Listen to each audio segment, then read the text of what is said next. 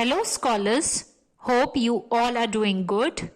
Today we are going to start with grade 6 new images lesson 13, that is 5th form justice, which is written by Angela Brazil. So this is a story about two girls, that is Merle and Mavis. So in 5th form justice, the two sisters are shown struggling to prove themselves against the allegations of cheating in an examination. Now, let's begin the story from page number 135. The examinations at the end of the school term were due. Mavis and Merle had missed much on account of the mumps. Here, mumps means a disease that causes fever and swelling in the salivary glands, especially in children. And when they attempted some revision, they were absolutely horrified at the amount that had to be done. They did their best and studied till their heads ached. On the evening before the first examination, they were sitting in their father's, Dr. Ramsay's, study revising several rather nasty subjects when Clive walked in. "Hello, kid, you are not allowed in here. We are working," warned Merle. Her young cousin grinned. "I know, and you have got to stop it. I have been sent to tell you to shut those books up at once." So here, Clive is their cousin, that is Mavis and Merle. They had a cousin, his name was Clive. So when they were preparing for the examination, so Clive came there and he told them to shut up their books. "Did mother say so?" "She did. She says you have done enough and you'll only muddle yourselves if you go on any longer." "We shan't pass," sighed Mavis. "Yes, you will. Listen to the oracle and he'll give you a tip or two. A little bird told him you should look up Celtic words in the English language, the life and works of William Cooper, and the products of Java and Borneo." Merle giggled. So Clive told them that I have made predictions and these are the questions which are going to come in your exam. So prepare for only these questions. "How clever you are all of a sudden. What do you know about our exam subjects?" Clive winked solemnly, first with one eye and then with another. "Perhaps I am in communication with the occult," he remarked. "Don't people go to the fortune tellers and astrologers when they want to learn about their future?" "I am your wizard tonight." "All right, tell us our fortunes." "I'll do a little fortune telling if you like." Clive seized a glass paperweight and, staring at it, pretended to throw himself into a state of abstraction. "I see an examination room," he declared. "I see rows of desks and girls writing at them. There are lists of questions. I am peeping over their shoulders and they are puzzling about the products of Java and Borneo, the life and works of William Cooper, and the Celtic words in the English language. You and Mavis are scribbling ahead for all you are worth." So he came and he said that I can see the future, I can see the fortune, and so these are the questions which are going to come in the examination. And he also said that I can see the examination room and the girls writing the exam. "A very pretty picture, I'm sure. Can't you tell us some more?" "Alas, no.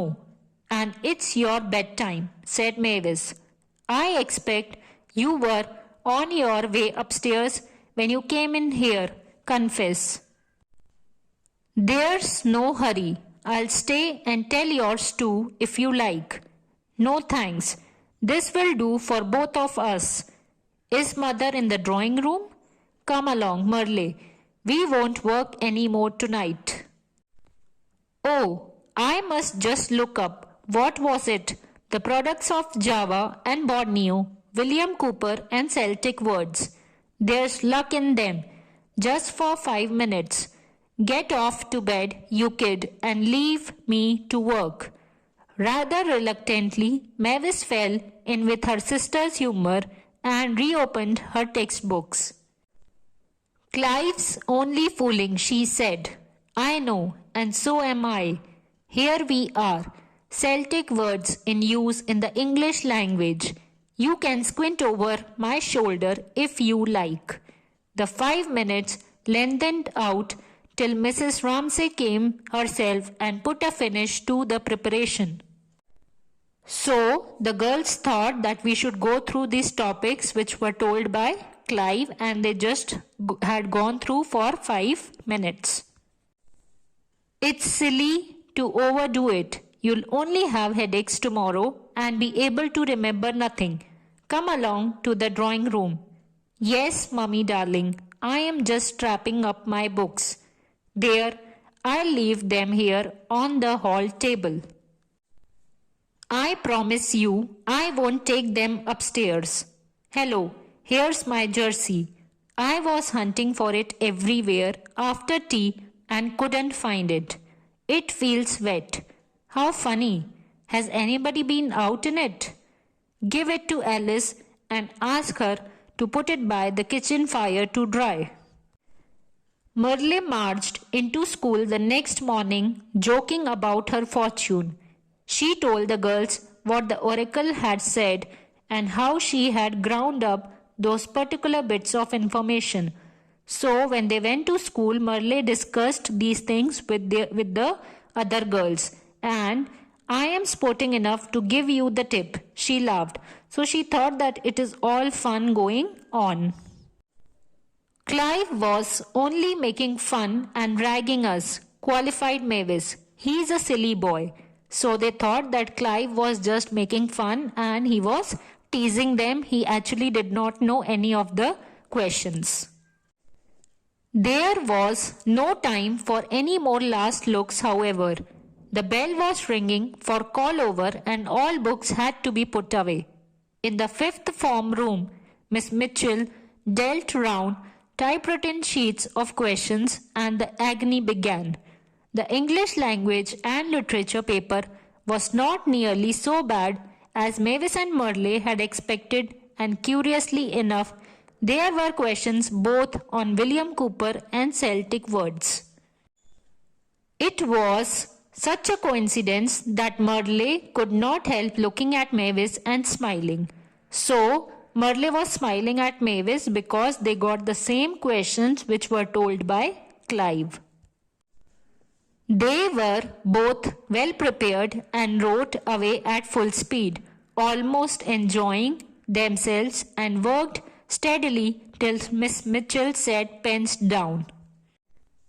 After 11 o'clock came the examination on geography. When she saw the first question, describe the products of Java and Borneo, Merle gave such a chuckle that many eyes were cast in her direction. Miss Mitchell glared a warning. Again, Mavis and Merle found themselves well prepared and scribbled continuously till the bell rang. So, both the sisters were writing very fast because they knew all the questions which were asked, as Clive had told them these questions. How did you get on? Said Merle to Muriel as they walked downstairs from their classroom. I say, wasn't it funny about my fortune?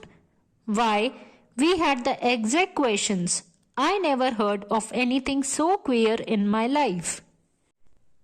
Very queer, answered Muriel with restraint in her voice. She was looking at Eva, who shrugged her shoulders significantly.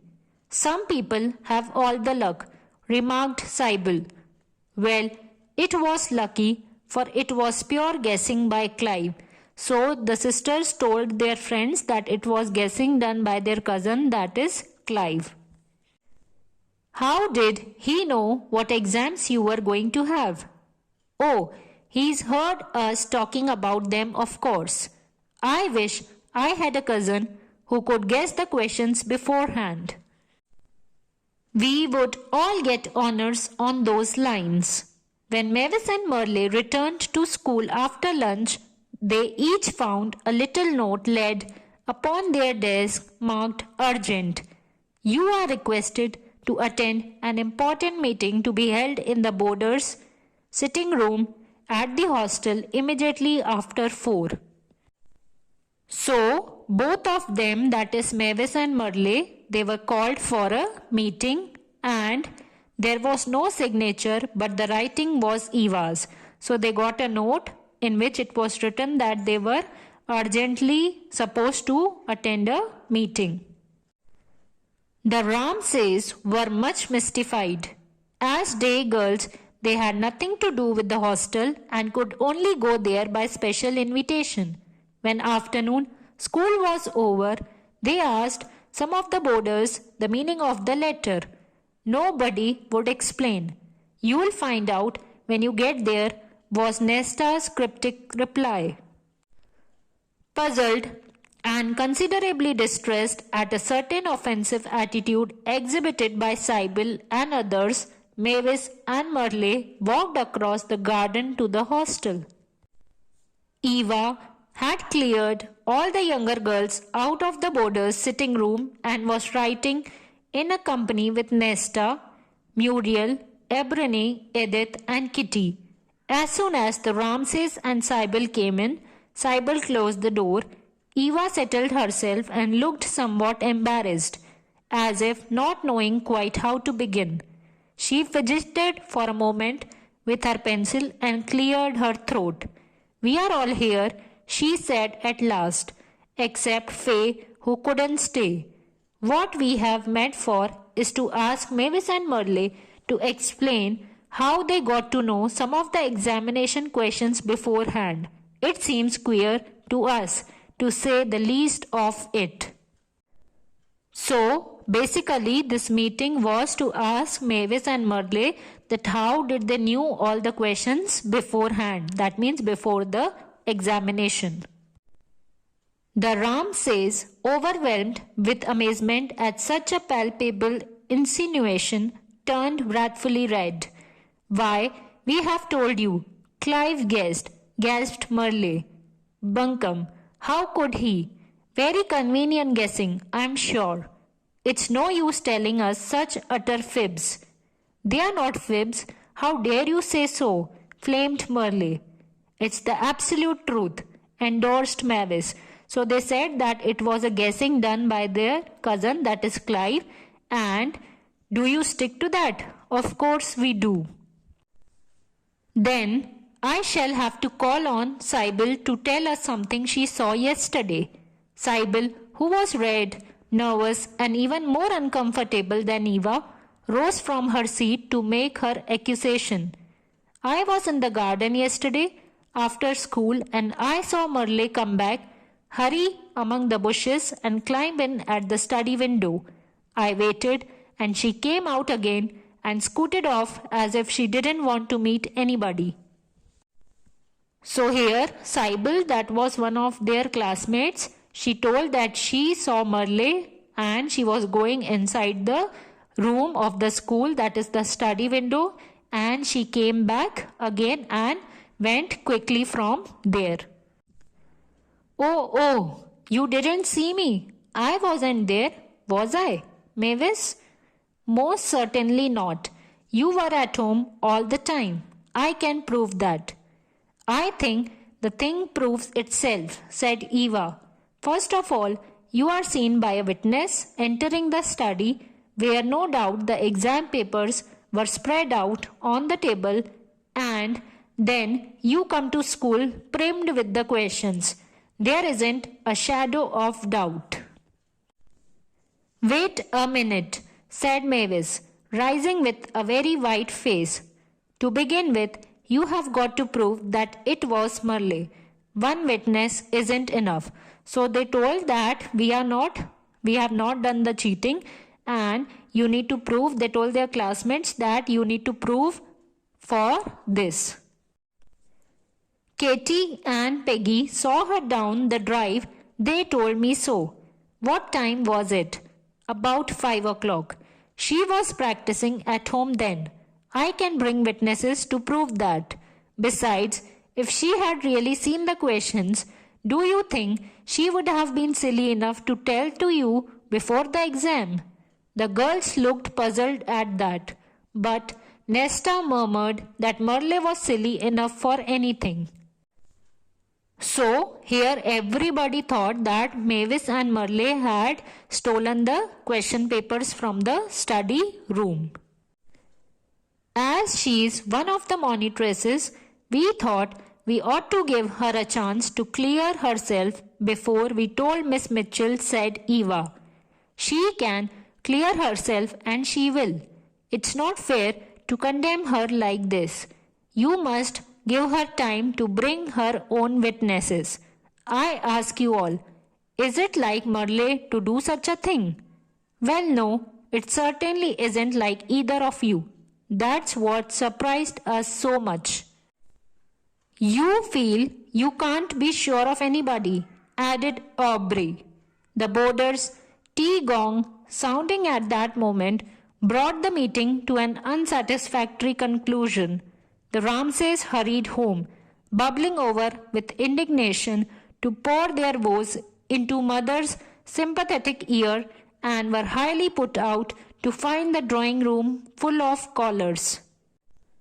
So, Mavis and Merle, they were trying to prove themselves innocent, and they were hurrying up to go to home and to tell their mother about all these incidents. We'll sit in the summer house, only I must have my jersey, declared Merle, catching up the garment in question from its peg in the hall and pulling it on.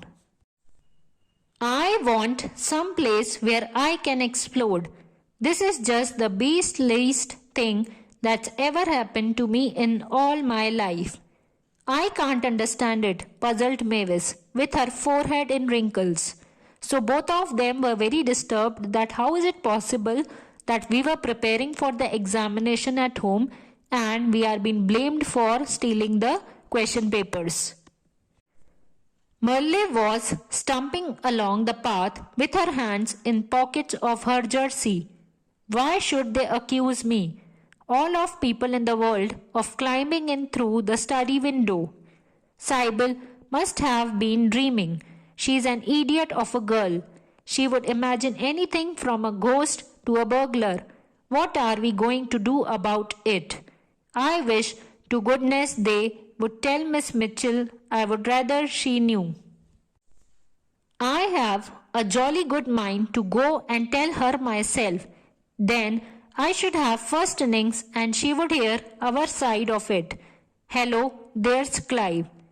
It was that lively young gentleman who came walking along the garden wall and took a flying leap on the path, just avoiding one of the best flower beds. There's a whole tribe of ladies in the drawing room, he volunteered. I carried my tea into the summer house. Have you bunked too? I don't blame you. You are looking down in the mouth, both of you. Exams gone wrong this afternoon? Shall I tell your fortunes again? Your precious fortune has got us into a great deal of trouble, answered Merle. How did you manage to guess those questions? They were actually in our papers. So now they are telling to Clive that we have got into a big trouble, and how did you manage to guess those questions they are asking to Clive? Clive pulled his face into a variety of grimaces. You young wretch, cried Merle, chasing him down the path as he fled. She took her hands from her pockets to catch hold of him. As she did so, out flew a penknife onto the grass. Clive pounced upon it immediately and picked it up. I have been looking for this everywhere, he declared. How did it get inside my pocket? Asked Merle. I never put it there.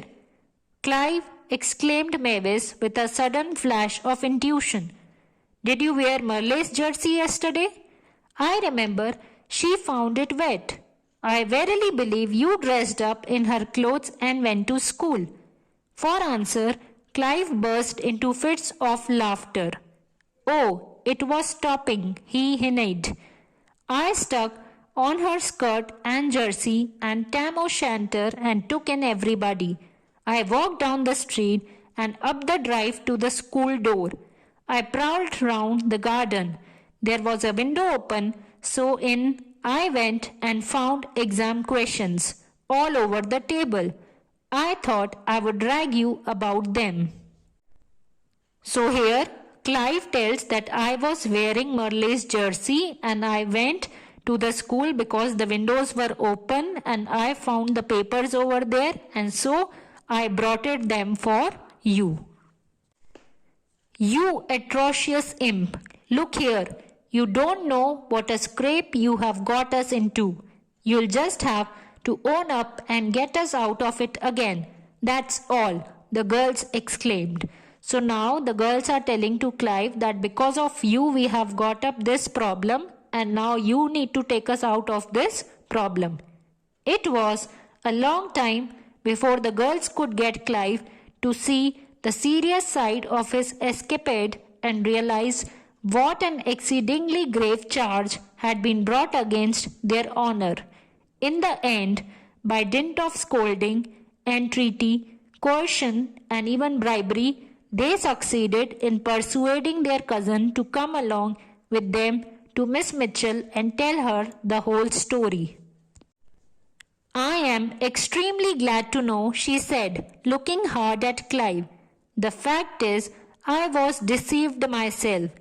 He's very like you, Merle. I happened to see him climbing out of the window and I certainly thought I recognized you. I have felt upset all day about it. I couldn't understand your doing such a thing. Will you explain to the boarders, please? I hate them to think me a sneak. I'll make that all right. And about those exam questions, Mavis and I wouldn't have dreamt of looking them up beforehand, and I don't suppose we should have known them. Wouldn't it be fairer just to cross them off in our papers and not count them? We would much rather you did. Yes, it's the only thing to be done. Clive, much subdued, blurted out a kind of apology before he left, which Miss Mitchell accepted with dignity. So here Clive accepted everything that he had stolen the papers and he also was apologetic. The fifth form, when they heard the true facts of the story, repented their hasty court of justice and made handsome amends. So later on everybody came to know that Mavis and Merle were not the people to be accused and punished. I hope you all enjoyed the video. Assignments and worksheets are given in the description box. Keep practicing them and stay home, stay safe, keep washing your hands. Thank you.